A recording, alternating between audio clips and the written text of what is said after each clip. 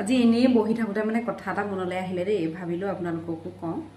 আমাৰ ঘৰত মানে পৰুৱা আৰু পঁইতাচোৰা বহুত বেছি হৈছে। মই মানে সিহঁতক যেতিয়া তেতিয়া বধ কৰি থাকোঁ, যেতিয়া তেতিয়াই মানে পানী ঢালি হওক বা ভৰিয়ে মোহাৰি হওক, যেতিয়া তেতিয়াই মানে সিহঁতক মাৰি থাকোঁ।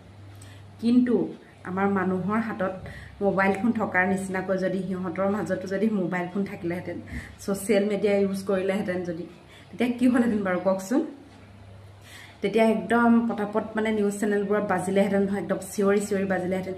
এয়া চাওক চাওক, পৰুৱাই একদম গুণ খাই থাকোঁতে এগৰাকী মহিলাই ভৰিৰে গচকি মাৰিলে, এগৰাকী মহিলাই এয়া চাওক চাওক পৰুৱাই বিস্কুট খাই আছিলে, এগৰাকী মহিলাই একদম পানীত উটাই দিলে। আৰু পঁইতাচোৰাবোৰ ক'ব চাওক চাওক চাওক, এগৰাকী মহিলাই খেদি খেদি মাৰিছে, এই পঁইতাচোৰা আহত হৈছে, দুগৰাকী পঁইতাচোৰা আহত হৈছে, দুগৰাকী পঁইতাচোৰা নিহত হৈছে। কিমান বাৰু চিঞৰি চিঞৰি নিউজ চেনেলবোৰত বাজিলেহেঁতেন বাৰু, হয়নে বাৰু?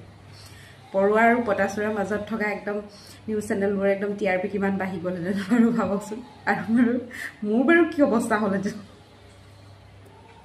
সেইবোৰকে ভাবি ভাবি অকলে অকলে হাঁহি আছোঁ, হয়নে নহয় বাৰু? কথাটো কওকচোন।